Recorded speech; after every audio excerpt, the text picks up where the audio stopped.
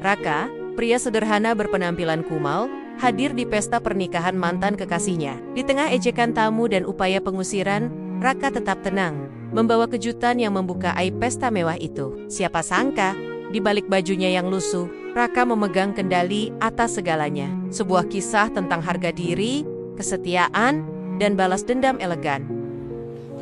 I know you all see these shabby clothes. Suara musik lembut mengalun di ruangan berpendingin super dingin itu. Kristal lampu gantung berkilau memantulkan ribuan cahaya, membuat aula hotel bintang 5 ini terlihat seperti istana di negeri dongeng. Para tamu berdiri rapi, gaun panjang, berkilau, jas licin, parfum mahal, semua serba mewah, semua serba teratur. Hingga tiba-tiba, seseorang masuk, memecah harmoni itu. Sosoknya kurus, rambutnya awut-awutan, jaket kumal menempel di badan, warnanya sudah tak jelas apakah hitam atau coklat dekil. Celana jeans belel nyaris sobek di lutut, dipadukan dengan sandal jepit yang sudah aus. Bau keringat bercampur debu, menempel di udara. Tiap langkahnya, dia adalah Raka, pria yang seharusnya tak punya urusan di ruangan ini. Beberapa tamu saling pandang, lalu menahan tawa. Ada yang langsung menutup hidung. Seorang ibu-ibu berbisik pelan ke temannya. Siapa itu? Tukang parkir nyasar. Ya, satpam hotel yang berdiri di pintu langsung melangkah cepat, meraih lengan Raka. Pak, maaf ini acara privat. Anda tamu undangan? Tanyanya. Nada sopan tapi sorot matanya meremehkan. Raka mengangguk pelan, tangannya menunjuk ke arah pelaminan, di mana seorang perempuan cantik berdiri anggun di samping mempelai pria. Gaunnya putih panjang, senyumnya manis. Meski bagi Raka, senyum itu sekarang terasa seperti pisau. Laras, ucap Raka lirih. Hanya dia yang mendengar. Satpam mendecak pelan. Maaf pak, kalau tidak punya undangan, silakan keluar. Jangan bikin malu tamu lain. Raka menapas, berusaha menahan emosi. Bukan begini, rencananya datang ke sini. Tapi apa boleh buat, semua sudah terlanjur. Ia hanya ingin melihat Laras bahagia, meski bahagia itu bukan lagi untuknya. Beberapa tamu kini mendekat, pura-pura menolong satpam, padahal hanya ingin melihat lebih dekat siapa si gembel yang berani-beraninya nyelonong ke pesta sekelas. Ini, seorang lelaki muda dengan jas ketat mengambil ponsel, diam-diam merekam. Guys, gembel nyasar di pesta pernikahan, jangan skip, bisiknya ke kamera. Raka hanya menatapnya, kemudian menunduk. Ia berjalan ke arah pojok aula, berdiri dekat pilar marmer, mencoba menepi agar tak mengganggu siapa-siapa. Di atas pelaminan, Laras sempat melihat sekilas ke arahnya. Tatapan mereka bertemu. Sekilas, hanya sedetik, tapi cukup bagi Raka untuk melihat sorot mata gugup di balik senyum manis Laras. Laras sepat-sepat menoleh ke arah suaminya, menarik tangan lelaki itu, pura-pura sibuk menyalami tamu. Raka terdiam, ingatannya berputar ketahan-tahan. Lalu, saat Laras berjanji akan selalu bersamanya, di rumah kontrakan sempit yang dulu mereka sewa bareng, janji itu hilang secepat angin. Terganti gedung hotel bintang 5, dan gaun putih yang tak pernah ia janjikan. Pak, serius deh, kalau nggak punya undangan, mending keluar deh. Bau tahu nggak? Kata seorang tamu muda, sengaja setengah teriak. Beberapa tamu lain tertawa. Raka hanya menatap mereka sekilas, lalu kembali memandangi Laras dari kejauhan. Ada gumpalan panas di dadanya tapi ia telen. Air matanya hampir tumpah. Tapi ia tahan. Ia berdiri di sana, di pojok aula yang dingin, sendirian. Tangannya mengepal di saku jaket lusuh. Ia sadar, tak ada satupun orang yang mau duduk di dekatnya. Pelayan yang lewat pun tak mau menawarkan minuman. Di luar aula, langit Jakarta malam itu mendung. Seolah tahu bahwa di dalam gedung megah ini, ada hati yang remuk di balik baju kumal. Beberapa orang mulai berbisik, menatap Raka seolah ia kotoran di lantai marmer yang mahal. Tapi anehnya, ia tak bergeming. Ia tetap berdiri di sana, seolah menanti sesuatu. Satu persatu orang lewat, menatap, kitsch. Beberapa merekam diam-diam, ada juga yang sengaja live di media sosial. Komentar mulai berdatangan. Siapa tuh pencuri? Drama apa lagi nih di nikahan orang kaya? Kenapa nggak diusir aja sih? Raka menarik napas panjang. Matanya kembali ke arah pelaminan. Laras terlihat bahagia, atau setidaknya pura-pura bahagia. Raka hanya bisa menatap, menahan apapun yang bergemuruh di dadanya. Malam ini, Raka datang bukan untuk ribut. Ia hanya ingin memastikan Laras benar-benar bahagia, meski tanpa dirinya. Tapi hati kecilnya berkata, Ini bukan sekadar pesta biasa, ada yang harus ia selesaikan malam ini. Meski semua orang memintanya pergi. Dan di sudut aula mewah itu, berdiri seorang gembel yang sebenarnya menyimpan sesuatu yang akan membuat para tamu pesta ini ternganga. Mereka hanya belum tahu saja. Musik pesta semakin keras.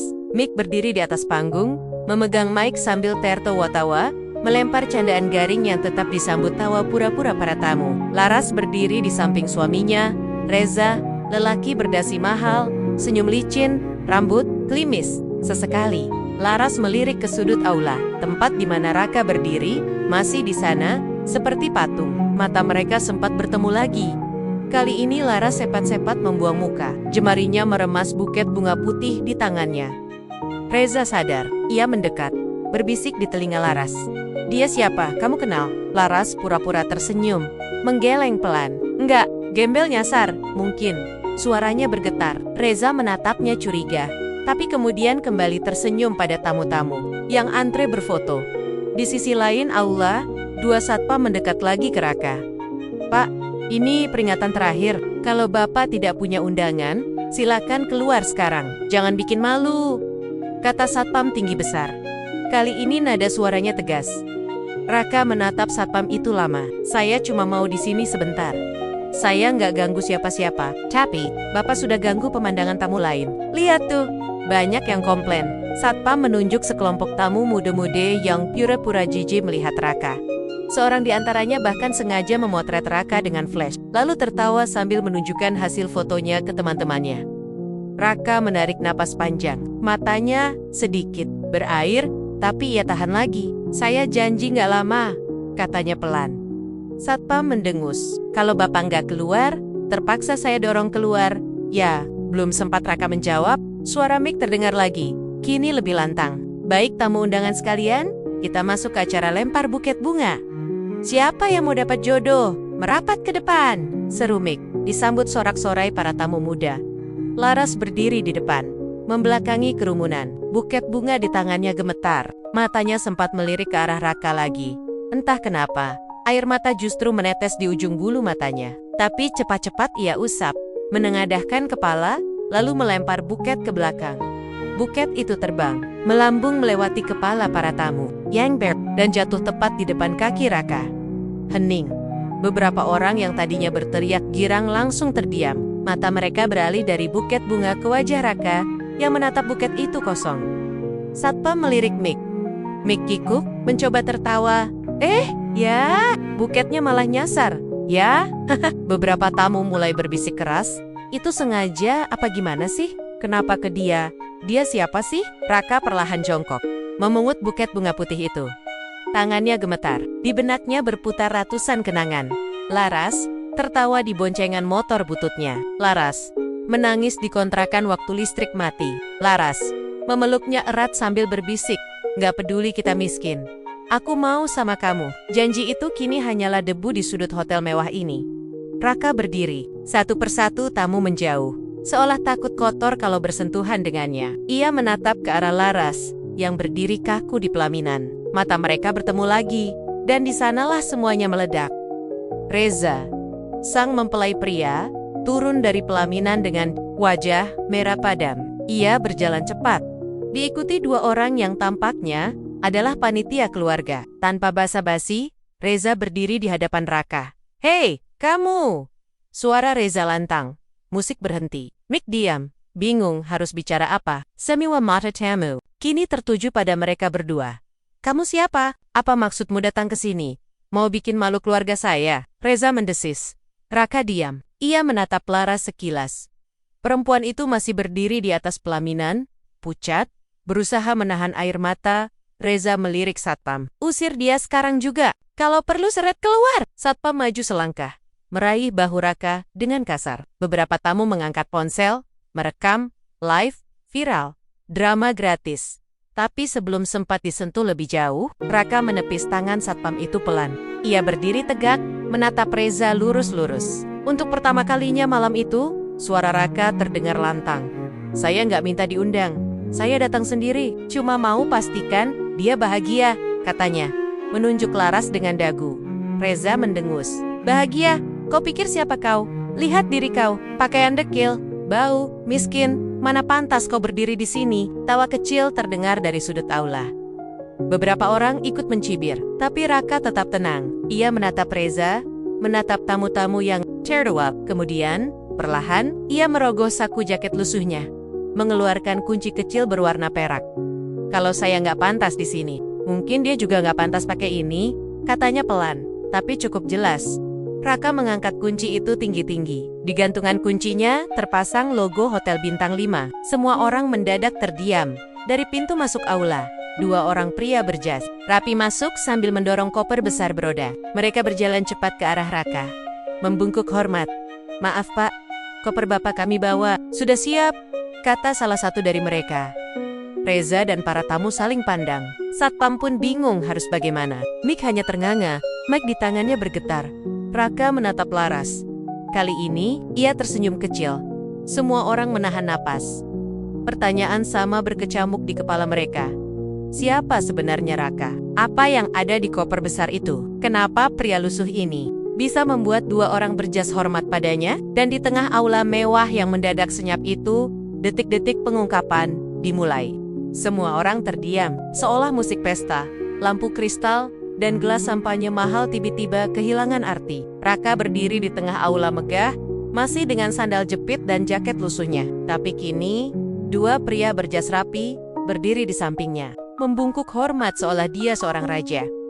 Laras menahan napas, jantungnya berdegup kencang, matanya berkaca-kaca. Reza, di samping Raka, tampak kebingungan. Matanya menatap koper besar yang baru saja diletakkan di lantai, di depan kaki Raka. "Ini, apa maksudmu?" tanya Reza kaku. Raka menatapnya datar. "Dulu, waktu saya punya segalanya, saya nggak punya siapa-siapa selain dia." Dagunya terarah ke Laras. "Sekarang, saya mau balikin apa yang harusnya jadi milik dia juga." Bipra. Tamu mulai berbisik lagi. Ada yang dayam-dayam merekam video. Momen ini akan viral. Detik itu juga Roka menandok, membuka kunci koper. Bunyi klik terdengar nyaring di antara keheningan aula. Perlahan, koper terbuka, isinya tumpukan berkas, map-map tebal, dan di atasnya ada setumpuk kunci mobil dan properti. 2 pria berjas langsung berdiri lebih tegak. Salah satunya berkata, "Semua dokumen aset Bapak sudah lengkap, tinggal tanda tangan saja Pak." Reza melotot. Laras menahan napas. Beberapa tamu hampir tak percaya dengan apa yang mereka lihat. Raka mengambil satu map, mengangkatnya tinggi-tinggi. "Ini akta tanah. Dulu atas nama saya. Ini apartemen. Ini saham perusahaan. Semua udah saya jual. Uangnya saya taruh di rekening. Dan nama di rekening itu," ia menatap Laras, "atas nama kamu." Laras menutup mulutnya. Bahunya bergetar, air matanya jatuh, membasahi make up mahalnya. "Raka, apa ini?" Suaranya parau, bergetar. Raka menatapnya pelan. Senyum kecil terukir di bibirnya. "Dulu kamu pernah bilang mau hidup sama aku meski makan nasi sama garam. Tapi waktu aku nggak punya apa-apa, kamu pergi. Sekarang, aku mau kamu hidup nyaman. Meski nggak sama aku." Tangan Laras gemetar. Ia melangkah turun dari pelaminan. Mendekat, Reza mencoba menahan. Tapi Laras menepis tangannya. Beberapa langkah lagi, Laras berdiri tepat di depan Raka. Mereka saling menatap. Mata Laras merah. "Kenapa kamu begini? Kenapa kamu datang kayak gini?"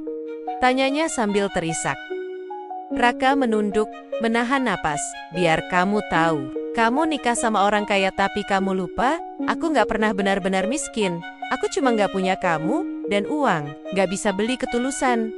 Reza menatap Laras dengan sorot sinis. "Jadi maksudmu, mau pamer, mau nunjukin ke semua orang kalau kamu masih punya uang? Kenapa nggak pakai jas mahal sekalian? Biar kami semua sujud." Raka menghela napas, suaranya tenang. "Karena uang nggak bikin aku tinggi, dan jas mahal nggak bikin aku pantas berdiri di samping dia lagi." Seketika suasana berubah. Beberapa tamu terdiam, beberapa bahkan tertunduk malu. Mik hanya mematung. Mik di tangannya nyaris jatuh. Satpam yang tadinya ingin mendorong Raka, kini memalingkan wajah. Merasa sungkan, Laras terisak. "I am Murray Tangen." Raka menggenggamnya erat, hangat, tapi penuh getar. "Kalau aku mau balik, kamu mau nerima aku lagi?" tanyanya pelan, nyaris tak terdengar. Raka memejamkan mata. Perlahan ia melepaskan genggaman Laras. Kepalanya menggeleng kecil. "Nggak bisa, Ras. Kamu udah milih jalanmu. Aku cuma mampir." Mau balikin apa yang harusnya kamu punya. Selebih bahagia atau enggaknya, itu udah bukan urusan aku lagi. Air mata Laras jatuh deras. Gaun putihnya tampak kontras dengan wajahnya yang berantakan. Para tamu menahan napas, menonton drama hidup di tengah pesta mewah. Reza meraih tangan Laras, menariknya. Udah cukup, kamu puas kan? Sekarang keluar dari sini, bawa kopermu, bentaknya ke Raka. Raka menatap Reza, tak ada kemarahan di matanya. Hanya tatapan lega. Ia menutup koper, lalu menggeser map ke tangan Laras. Selamat menempuh hidup baru. Jaga dia baik-baik. Kalau enggak semua ini percuma. Raka menepuk bahu Laras pelan, lalu berbelik. Langkahnya perlahan, sandal jepitnya menapak di karpet merah yang mahal. Tak ada satpam yang berani menahan. Dua pria berjas rapi mengikuti di belakangnya. Membungkuk sopan, beberapa tamu menyingkir, membuka jalan. Tak ada lagi tawa. Tak ada lagi cemooh, yang tersisa hanya rasa malu, dan tanya di kepala masing-masing, apa gunanya penampilan mewah, kalau hatimu kotor. Raka berjalan keluar aula. Malam di luar masih terang. Lampu hotel gemerlap. Ia menarik napas panjang, menatap langit malam. Di dadanya, rasa sesak perlahan berubah jadi lega. Dari kejauhan, Laras berdiri mematung di pintu. Mata mereka bertemu sekali lagi, untuk terakhir kalinya. Tak ada kata-kata, hanya tatapan yang bicara. Dulu kita saling genggam di kegelapan. Sekarang aku biarkan kamu bersinar, di panggung megahmu sendiri. Raka berbalik, melangkah pergi, meninggalkan gedung mewah, lampu kristal, dan segala kebisingannya. Yang tersisa hanyalah seorang pria dengan sandal jepit dan jaket lusuh. Tapi kepalanya tegak, hatinya lega, dan hidupnya masih panjang untuk dijalani. Dan malam itu, pesta pernikahan Laras bukan lagi sekadar pesta, tapi pelajaran untuk semua tamu yang hadir. Bahwa pakaian bisa lusuh, tapi hati yang tulus akan selalu berdiri paling mewah.